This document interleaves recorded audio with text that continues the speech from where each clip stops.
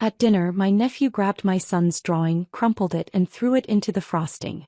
"Nobody wants his weird art projects," he said. Everyone laughed. Except my son. Later that night, Dad texted, "Maybe don't come to Mom's birthday.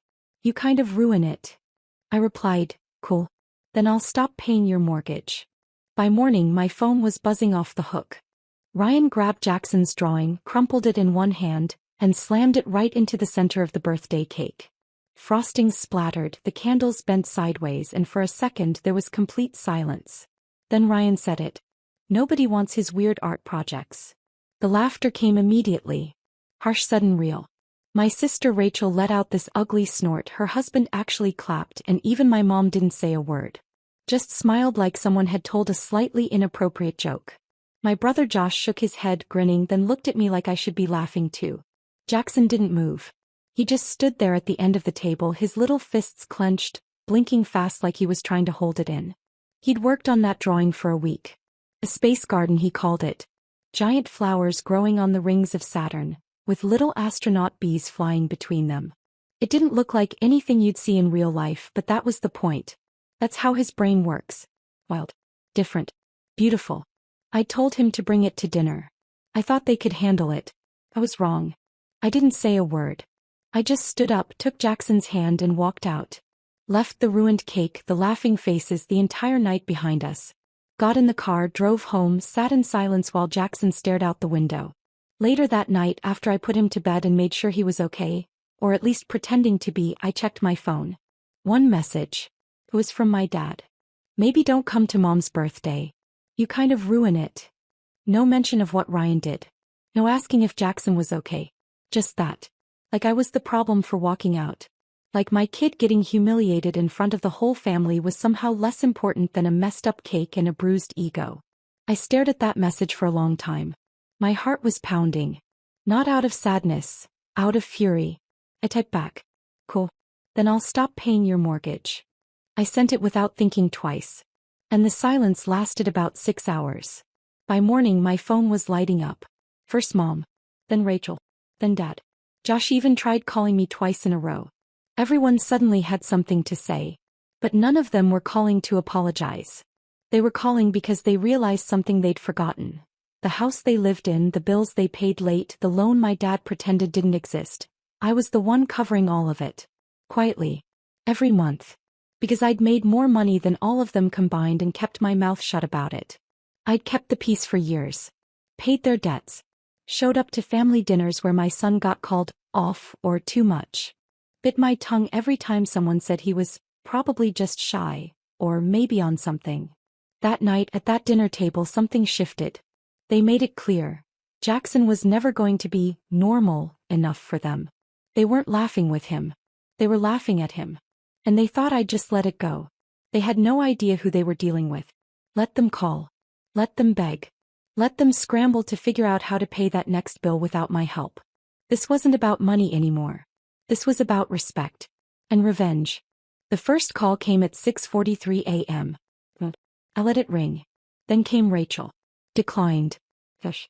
Declined. Dad finally texted. "We need to talk. You're being unreasonable." Unreasonable. That word sat in my chest like ice.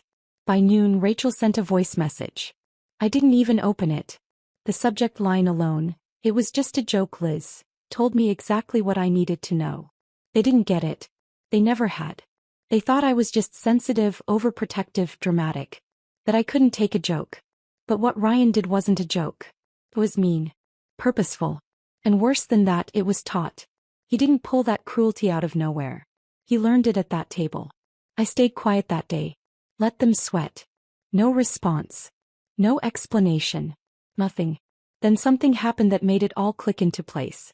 Around 5 p.m. Josh sent me a screenshot. It was a Chase banking notification.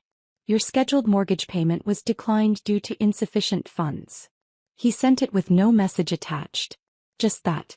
No, "Hey," no, "Can you fix this," no, "Sorry about dinner." Just a little digital SOS. Like I was still supposed to jump and save them. I didn't respond. I knew that payment bouncing was just the start. Their safety net was gone, and none of them had even realized how much they'd relied on me until it disappeared. The thing is, I'd let it get to this point. I'd been so used to making up for everyone else's mess that I hadn't even noticed how much I'd been covering. Car payments, insurance gaps, emergency vet bills, mom's dental work, Rachel's overdue credit card, even that new deck Dad bragged about last summer? All me. They never said thank you. They just acted like it was expected. Well, I was done helping people who thought it was okay to humiliate my kid and call it family bonding. By day 2, the tone of the messages changed. No more pretending it was a joke. No more passive-aggressive guilt trips. It turned into panic. Rachel called 4 times in 1 hour. Then she messaged me. Liz, if you don't send it by tomorrow, the card is going into collections. Please. Don't do this over a kid being dumb. Over a kid being dumb. That's what she thought this was about. She didn't see it the way I did. My kid being mocked, laughed at, dismissed. Just another moment they could brush off and expect me to move on from. So I started planning. If they thought Jackson was weird, if they thought he was different and that was a bad thing, fine. They weren't ever going to deserve the kind of person he's becoming. But I wasn't just going to walk away. I was going to make sure they remembered exactly what they lost. And why. By the 3rd day, the silence from me was making them unravel. Dad tried one more guilt move, classic him. You're punishing your mother. Not us. She's crying. Right. The same mother who laughed while my son stood there watching his drawing drip frosting. The same mother who sat at the table while her grandson got humiliated and didn't say a word. Suddenly she was the victim. I didn't answer. I forwarded that message to my lawyer instead. I wasn't playing games anymore. The first thing I did was pull out every financial agreement I had with each of them. I kept everything. Texts, emails, even old napkin notes from when Dad promised to pay me back for the down payment I covered on their house. Not one of them had real paperwork, but I did. I made sure of it years ago when I realized how deep their dependence ran. I emailed Josh first. Subject line. Mortgage transition. It was short. I let him know I was transferring the mortgage fully into his name and removing myself from all future financial responsibility. Effective immediately. He had 30 days to refinance. He replied with one sentence. You're really doing this? Yes. Yes, I was. Rachel was next. She owed me close to $8,000 total. Old stuff. Bounced rent from college, a temporary loan during COVID, a failed Etsy business she swore would take off. I drafted a formal debt notice and had it sent to her through a third-party collection agency. Legally clean. Personally brutal. She texted me half an hour after the notice landed in her inbox. What is this? Are you serious? Dead serious. Her husband called me. I didn't pick up. Mom's birthday was in 2 days. They still thought I might show up. That maybe I'd cool down and sweep everything under the rug like I always did. Instead, I sent a group email to the entire family. No emotion. No insults. Just facts. I laid it out clearly. I was done. Done paying, covering, fixing, or showing up. They had made their feelings about Jackson clear. So I was removing myself from their lives. Financially, socially, and permanently. I ended it with one sentence. Tell Mom happy birthday. And then I blocked all of them. Every number. Every email. Every social. They weren't ready for that. But I was. Because that wasn't the end. That was just the first cut. They didn't know it yet, but everything they leaned on me for, connections, support, reputation, was about to disappear. And I hadn't even started the hard part yet. Mom's birthday came and went without me. For the first time in 15 years I didn't show up. No gift, no call, no check. Nothing. Jackson and I spent the day at the Science Museum. He ran through the exhibits completely in his element, building robots with strangers and explaining black holes to adults who pretended to understand. He smiled all day. That alone told me I was doing the right thing. Back home my inbox was quiet. Too quiet. That was the first sign something was happening behind the scenes. Later that night I logged into the shared family Amazon account I'd created years ago. Originally so everyone could use my Prime membership. Big mistake. What I found made me sit back and laugh. Rachel had tried ordering nearly $400 worth of birthday decorations overnight. Paid with a card I'd long since removed. The transaction failed twice. Then she tried to log in to the streaming platforms, all under my accounts. She'd even made profiles for her kids and renamed mine to Lame Aunt Liz. I deleted the entire account. Petty? Maybe. Satisfying? Absolutely. Josh was quieter. He liked to pretend he was above it all. But the thing about him was he had no backup plan. When I pulled out of the mortgage, he still had to come up with $2,000 by the end of the month. He made good money, but not that kind of good. Not cover Elizabeth's share good. What he did next told me how desperate he was. He emailed my ex. We split years ago, but we're still on decent terms. Co-parents, kind of. Not close, not messy. Just neutral. Josh asked him if he could talk to Elizabeth, because the whole family is falling apart and she won't listen to anyone. My ex forwarded me the email and added one line. Your brother's an idiot. I smiled. But then came Dad. He didn't beg. He didn't guilt. He threatened. A letter came in the mail. Not an email. Not a text. A real printed letter. It said in short that if I didn't reconsider my aggressive behavior, he'd be forced to pursue legal action to reclaim funds improperly loaned during my divorce. Funds I never received, by the way. He said he had proof and witnesses, and that the family wouldn't stand for this kind of betrayal. That was when I knew this wasn't about the drawing anymore.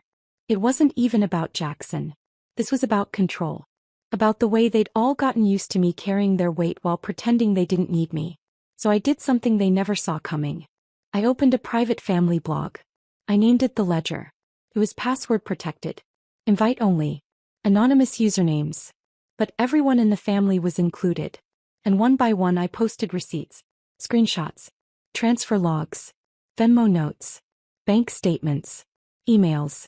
Every single time I'd bailed them out, every promise they broke, every debt left unpaid. And I posted it all. No commentary. No judgment. Just facts. Then I sent them all the password. No message. Just a link and a password. Within hours the chaos began. The first sign that they'd seen it was Rachel's meltdown. She didn't message me directly. She posted a full paragraph to her Instagram story, in blurry pink font over a picture of her coffee. Something about betrayal, airing private family matters, and how some people clearly need therapy, not attention. I screenshotted it and moved on. Josh sent a group email at 2 a.m. subject. What the hell is this? No one replied. By the next morning the blog had over 60 comments. Anonymously, of course. But they weren't hard to decode. Wow. Didn't know you paid off someone's entire car. Imagine taking $2,000 for emergency braces and ghosting. Pretty quiet for someone who borrowed money 9 times. They were turning on each other. Not just because of what I'd posted, but because I'd shown them exactly who owed what. And more importantly, who had lied about paying it back. Every secret excuse, every manipulative side conversation, they were all right there in black and white. Rachel had told Mom she paid me back. Josh claimed he was splitting bills with me 50-50. Dad said I offered the money voluntarily and insisted on covering their property taxes. All of it lies. And now they were exposed. I didn't write a single word beyond the proof. I didn't need to. Let them fight it out. Let them squirm in the wreckage. But here's the thing. This wasn't revenge anymore. This was a reset. Because after years of being the bank, the babysitter, the emotional trash can, they finally knew what it felt like to be held accountable. But I wasn't finished. A week later I got a call from Jackson's school. His art teacher had nominated him for a statewide Young Creators program. He didn't tell me, he was afraid if he got excited it would get ruined. I sat with him that night, told him how proud I was and promised this time would be different. And that gave me my next idea. I made a public post. My first in years. It was a photo of Jackson's space garden drawing, restored digitally by a friend of mine. Bright colors. Clean lines. It looked exactly like what he'd imagined. Caption read, "This is the drawing my family laughed at. My son made it. He's 9. And he sees the world in a way most of us forgot how to. I used to pay their bills. Now I just pay attention." Within a day it blew up. People I hadn't spoken to in years messaged me. Strangers commented. Teachers, parents, artists. They asked to feature the drawing. A local gallery emailed me asking if Jackson had more work. And my family? They stayed completely, bitterly silent. Until Dad showed up at my door. He knocked 3 times. Like he hadn't tried to threaten me with fake legal claims 2 weeks earlier. Like I was still his daughter. I didn't open the door. He waited. A minute passed. Then he knocked again, lighter this time. Then finally he said through the door, "Liz, I need to talk to you." I waited, made sure Jackson was still upstairs, headphones on, then stepped closer, just enough to make sure he heard me clearly. "You don't live here. Go home." There was a long pause. Then he said, "I need help." The words came out different. Not like the usual guilt tripping, not like the power plays. This was smaller. Realer. I almost opened the door. Almost. But then I remembered the look on Jackson's face when Ryan crushed his drawing. I remembered the silence around that table. The laughter. The text telling me I ruined Mom's birthday. And the quiet afterward, where not one of them called to apologize. Not one.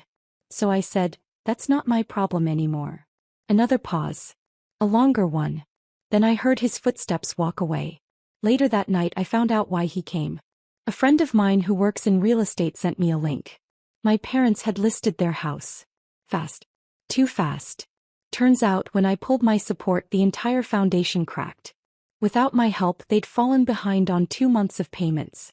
The mortgage I'd held up like scaffolding was caving in. And with the blog out, no one else in the family was willing to pick up the slack. Not after seeing how deep the lies ran. So they were selling. Quietly. No big announcements. Just trying to escape before it all fully collapsed. I didn't feel bad. I didn't feel anything. They'd made it clear that Jackson didn't belong in their world. So I built us a new one. His artwork went viral. We launched a small online store. Prints, stickers, even a children's book idea someone pitched us. Every piece we sold went into a college fund with his name on it. He never asked what happened with the family. He never asked why we don't go to grandma's anymore. I think he understood in his own way. Sometimes people don't want you to fit in their world. And that's okay. You just build your own. The last message I ever got from any of them was an email from Rachel. No subject line. Just one sentence. "So you're just cutting us off forever?" I stared at it for a moment. Then typed back. "I didn't cut you off. You just never thought I'd stop letting it slide." Then I archived it. No anger. No regret. Just peace.